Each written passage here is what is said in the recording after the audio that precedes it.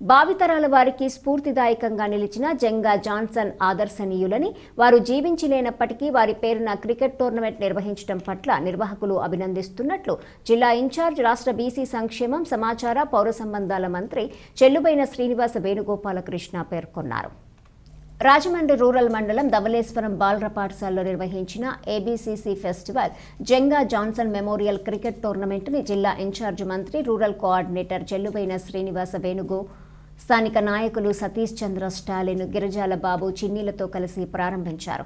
ఆయన మాట్లాడుతూ దక్షిణాది రాష్ట్రాల్లో సంక్రాంతి పండుగ గ్రామీణ సాంప్రదాయ నేపథ్యంలో పెద్ద పండుగని పేర్కొన్నారు.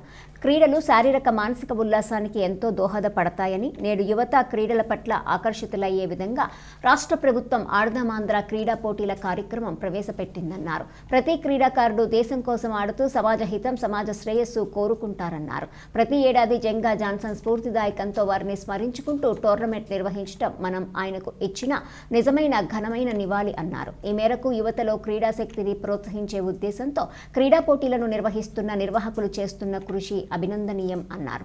వైసీపీ నాయకులు దొంతంశెట్టి వీరభద్రయ్య, ఈలి గోపాలం, ఎస్ సూరిబాబు, ఎన్వి శేఖర్, క్రీడాకారులు పాల్గొన్నారు.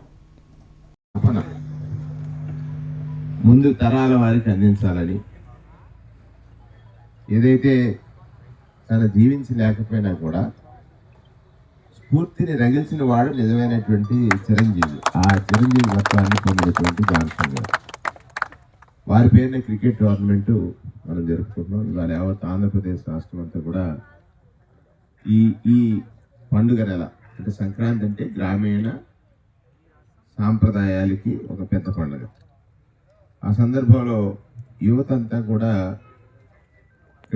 క్రీడల పట్ల ఆసక్తులు కావాలని ఆడదాం ఆంధ్ర కార్యక్రమం జరుగుతున్నప్పటికీ కూడా మీరందరూ జాన్సన్ గారి ఫాలోయర్స్గా, అభిమానులుగా, ఆయన ప్రేమించే వ్యక్తులుగా ఈ క్రికెట్ టోర్నమెంట్ నిర్వహించడం అనేటువంటిది మిమ్మల్ని అందరినీ మనస్ఫూర్తిగా అభినందిస్తా ఉన్నాను.